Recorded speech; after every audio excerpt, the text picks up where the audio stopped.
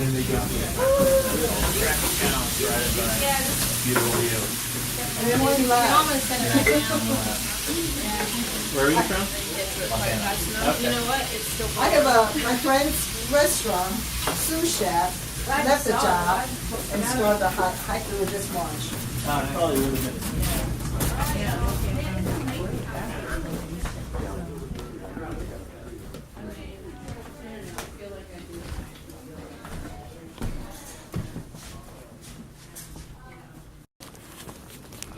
Good morning. It's 6:30. I decided to forego breakfast, which is at 8 at Woods Hole, to hike out. It was never my intention to stay, but I'm not stupid. If they offer me something for free, I'll take it.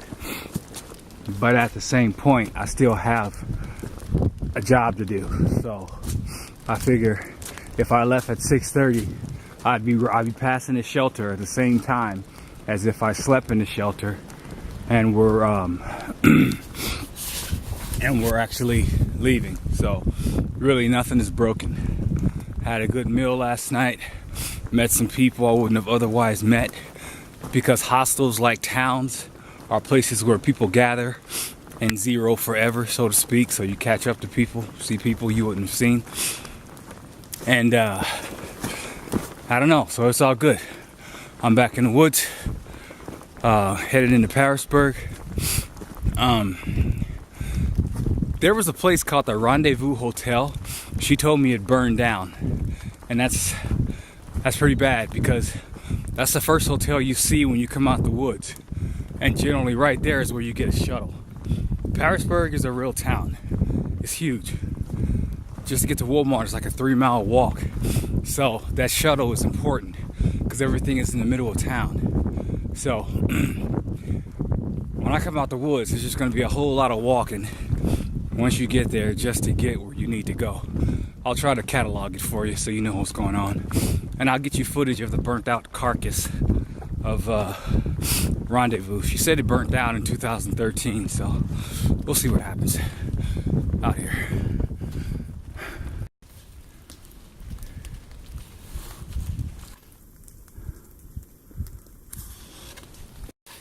$7.20. That's the shelter I was gonna stay at last night. So it's almost like I didn't lose any time at all. So we're off to town out here. It's May 1st, but it's cold.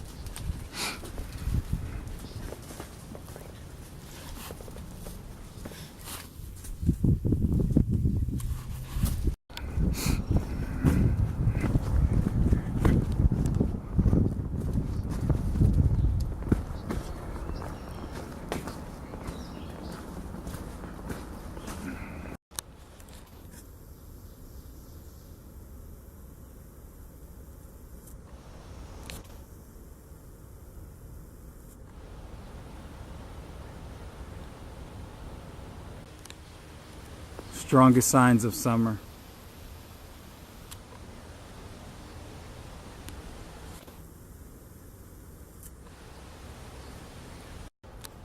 How dangerous is that? That's a power line. Or it looks like a power line draping the trail.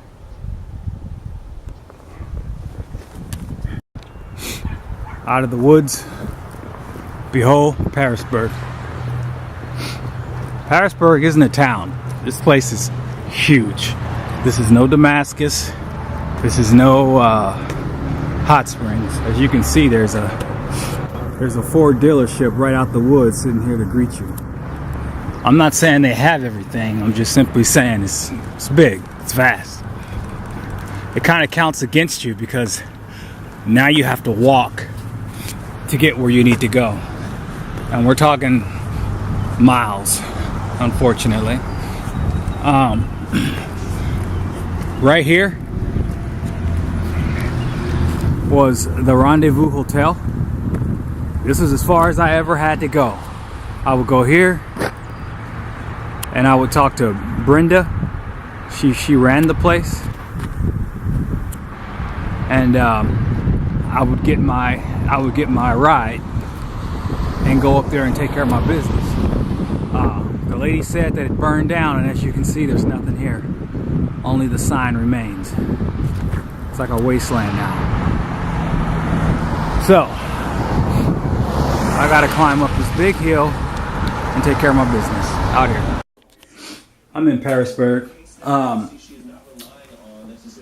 I ended up going into the gift shop after I took pictures of the Rendezvous Hotel. I went across the street to just inquire about the whereabouts of the person that I knew that ran that hotel. One thing led to another, and she got one of her patrons to give me a ride up the hill.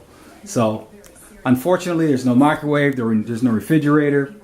It was only $44, so I guess I can't complain. But I'm in right now. I'm gonna take a shower. They say they got internet. I'm gonna start loading up videos and we'll go from there out here. I just got dropped off at the base of the hill. It's time to get back on the trail. I got 9:30 right now, and I gotta tell you, it's a beautiful day. Look at that. I'm told it's gonna be like 80 degrees. I'm only going to the next shelter. That's how we do it. I ate like a horse last night, I must say. I really didn't have any leftovers, but I'm still not gonna leave town empty-handed. I got a bag of chips, and I'm gonna try this whole summer sausage thing to put some meat in with my food. So I'm hiking out a summer sausage as well, and I'm just gonna take little pieces off that as I go forward. As I told you before, the Rendezvous Hotel burned down. That's behind me. What I did was I forged a new relationship with Linda. She's like the caretaker of the motor plaza. Took her out to dinner last night. Bought her lunch the other day, or I bought her lunch in exchange for a ride in the town. But basically, all these things are caveats, you know, just for me to get to know her, build a relationship. I never plan to come back to the trail when I leave, but if I ever do, that's a friend. I got her number. I got her email address. I mean, she's like old enough to be my grandmother. It's not like I'm trying to date people, but it's important that when you go through towns, you make bonds. That's all there is to it. I mean, that's the whole point of it. You're making bonds and you're meeting people you wouldn't otherwise meet because you never know. It can come around full circle. For example, at Woods Hole, Neville, the girl that runs it, I've actually met her grandmother back in 2005 when I hiked through, you know. And so when you have these little bitty links to a chain, you know, you don't ignore that. You just make it tighter. You know, you try to do what you can to forge what you can. Just keep that memory. You know. Anyway, I'm starting to babble. So I'm gonna head out. I was able to upload 2 videos, so that was good. I tell you what, it took me 7 hours to upload 1 video. This town internet is something else, man. So even when you bring your computer, it's no guarantee that everything's gonna work out the way it's supposed to. But for right now, everything's all right. I'm sure as I go further north and moving towards or out of Appalachia and more into the city and whatnot, internet won't be a problem, and it's only going to be nothing but primo hotels.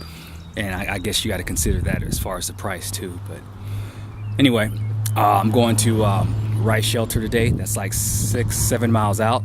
Things you got to look forward to in the future is McAvee's Knob. That's probably the most photographed place on the trail where you're hanging off a cliff.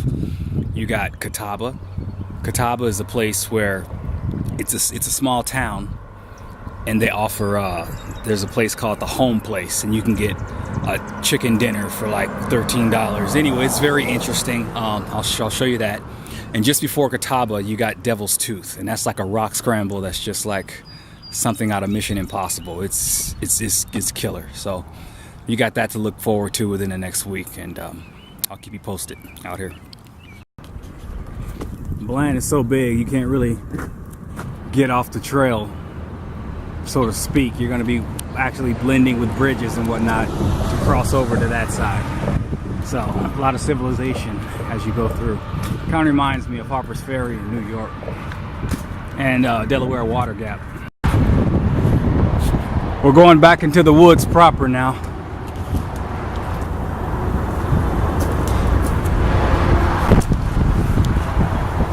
Two weeks ago, when I would go to pick up my pack and put it on my shoulder, I would wince because of the pain.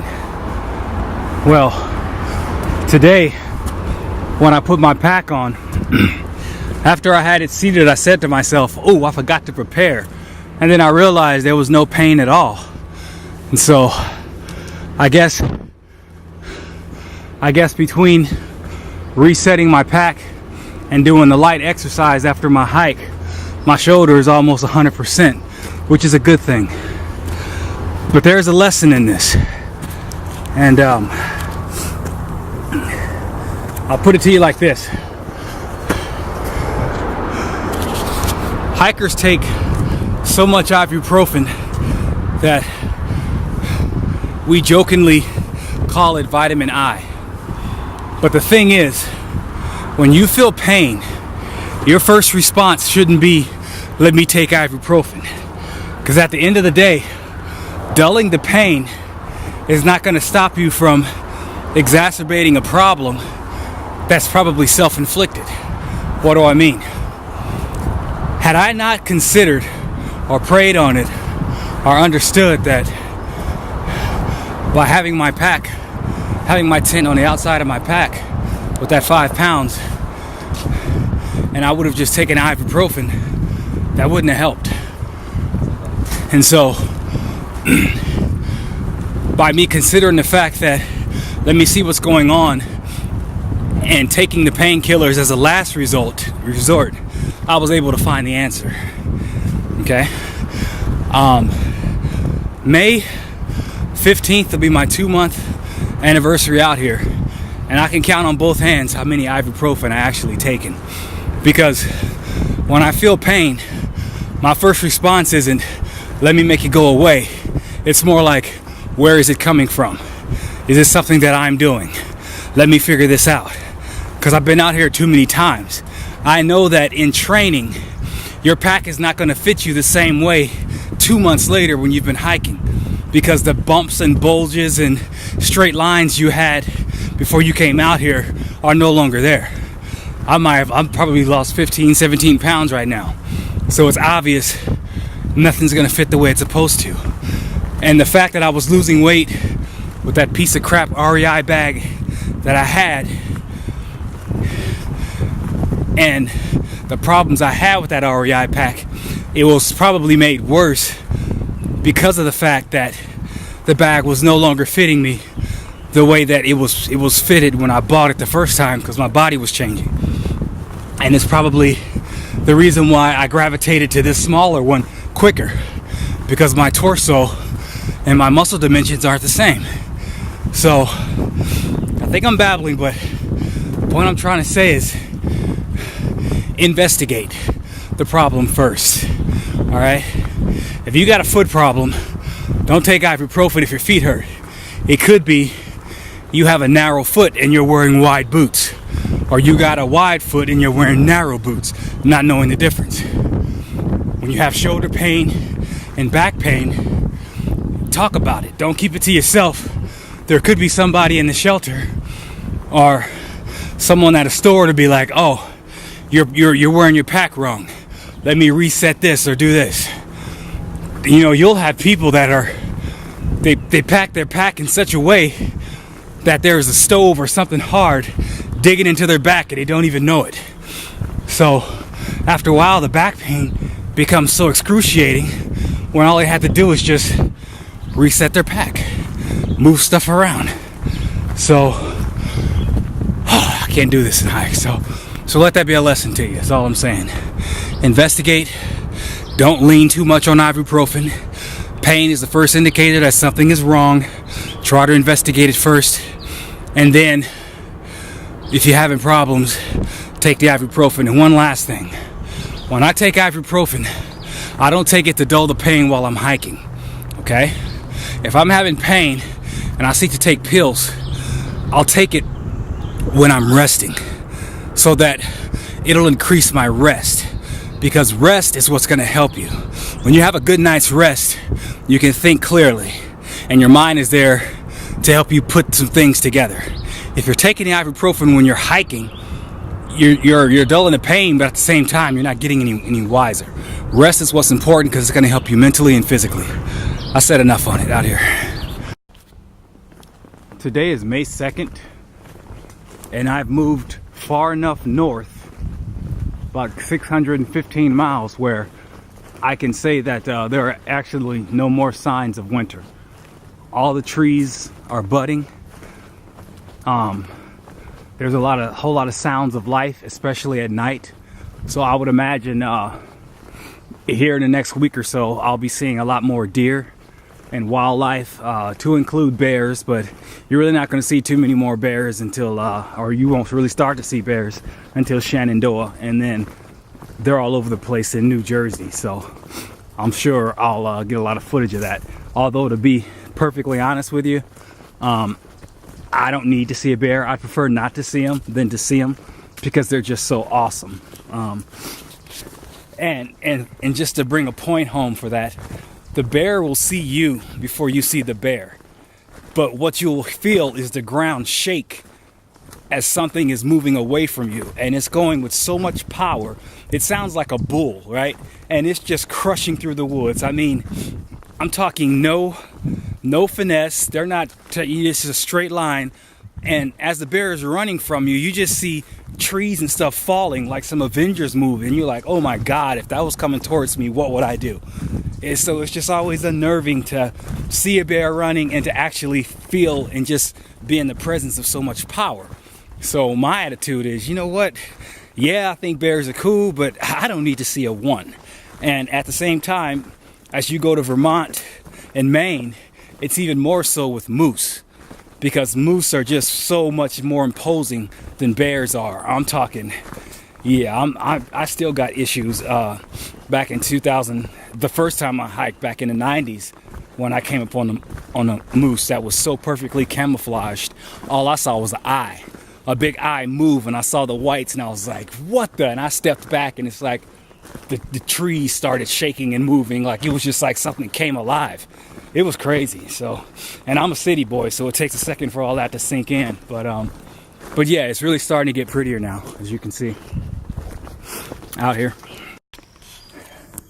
This is a frozen rodent, to show you just how cold it gets at night. I imagine something will come by and eat it at some point, but that's life.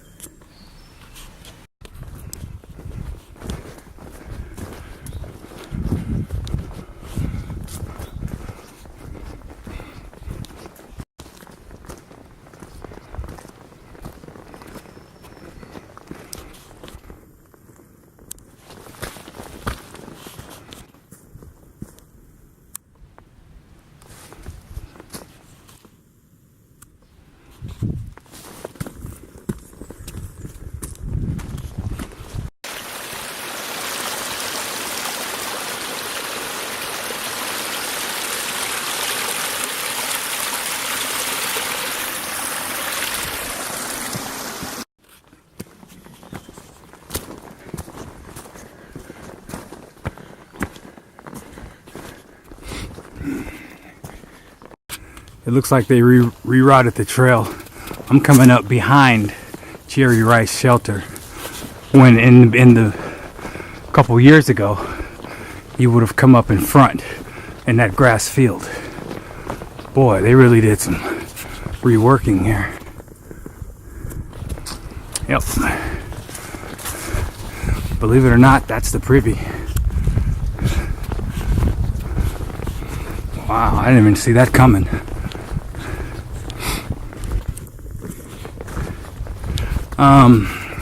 It's 12:19. Talk about a short day. I think I did like 6 or 7 miles. It doesn't matter. I'm not going any further.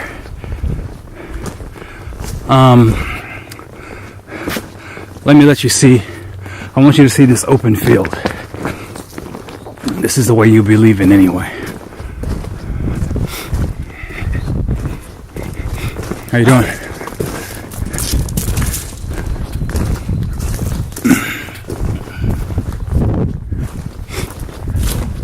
Preparing for an in-service deal? I don't really know what that means. I'll be right back. Is that a military? Oh, I'm just a veteran. What you would do is you would come over the field and you would see this sign and then you'd go to the shelter. So they did a supreme reroute. You almost have a max patch kind of feeling here with the grasslands.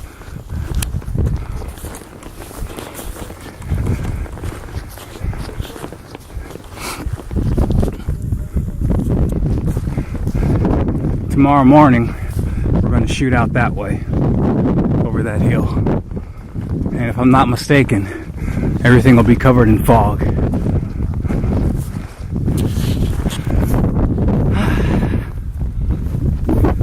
That's the sign you're supposed to see. And you see how it's shooting you to the shelter? That's the way it used to greet you. And you came up through there. At night, if you care to look at it and it's a nice maybe June or July, you can come up to the open field and survey the town before you.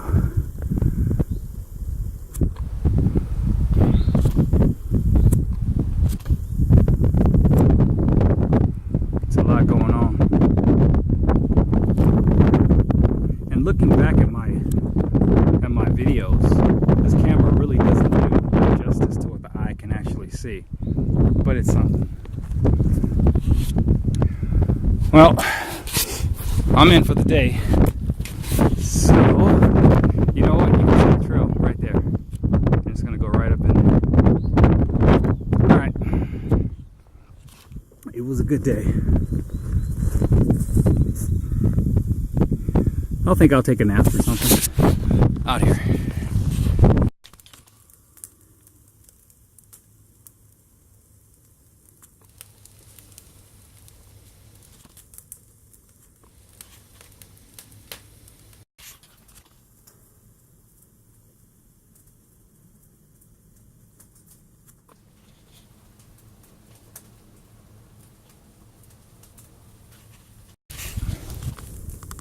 Notice how the big stuff just broke under its own weight and the heat of the fire to make big coals on the bottom to support the growing load.